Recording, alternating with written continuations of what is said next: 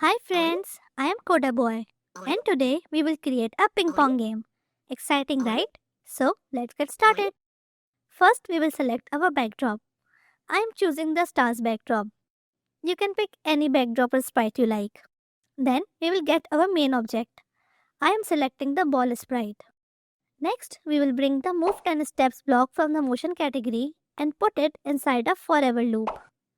If we play it now, the ball will move until it reaches the edge of the screen. To fix this, we will add the if on edge bounce block from the motion category. Right now, the ball only bounces back from the right side. To make it bounce off all the sides, we will use the point in direction block. We will change the value to 45 and place it at the top of our code blocks. Also add a when flag click block from the events category. Now when we play it, the ball will bounce in different directions. Now let's create a pedal. I will search for the pedal sprite and select it. We want the pedal to move left and right with our mouse. As you know, we use the X value for the left and right positions. To better understand about the X and Y coordinates, you can watch these tutorials. We will bring the set X2 block from the motion category. But since we want it to move, we will also use the mouse X block from the sensing category. This block tells us the position of our mouse on the X axis. We will put this inside the set X2 block. We will place this in a forever loop and add a when flag click block. Now when we play it, our pedal will move left and right with our mouse.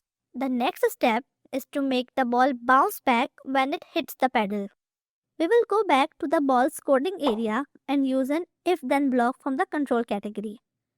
The condition will be if the ball touches the pedal, then it should bounce back. From the sensing category, we will get the touching code block and select pedal from the drop-down options. Now there is no if on pedal bounce back code block. So to make the ball bounce back, we will use a combination of blocks. We will add a turn degrees block from the motion categories. Instead of a fixed value, we will use the pick random block from the operators category. We will set the values to 170 and 190. To make the ball move in the opposite direction after hitting the pedal, we will add move 10 steps block. We will put this whole set of blocks into a forever loop and add a when flag click block. Now our ball will bounce off the pedal. You can increase the number of steps to make the ball move faster. But what happens if the ball misses the pedal? The game does not stop. To fix this, we will add a line sprite and place it at the bottom of the screen. Now add another if-then block. The condition will be touching code block from the sensing tab. We will select the ball option and add a stop all block from the control category. We will put this entire block into a forever loop and add a when flag tick block. Now if the ball touches the line, the game will stop. Our game is now ready, but let's add some final touches. On the ball's code, we will add a next costume block under the turn block. This will make the ball change colors every time it bounces off the pedal. You can also use the change color effect by block like we did in the balloon pop-up game. We will also add a start sound block below the if-then block to make a sound when the ball bounces. You can choose any sound you like.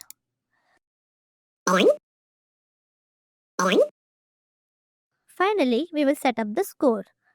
We will go to variables category and click on make a variable. Let's name it score and then add the change score by 1 block inside our if then block so that our score increases by 1 every time the ball hits the pedal. We will also add the set score to 0 block at the beginning of the game to reset the score every time we click the flag. Our game is now ready. Let's play it.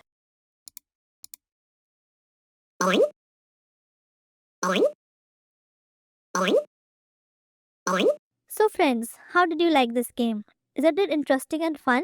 You can make games like this and play with your friends. Until next time, keep learning and keep enjoying. Goodbye.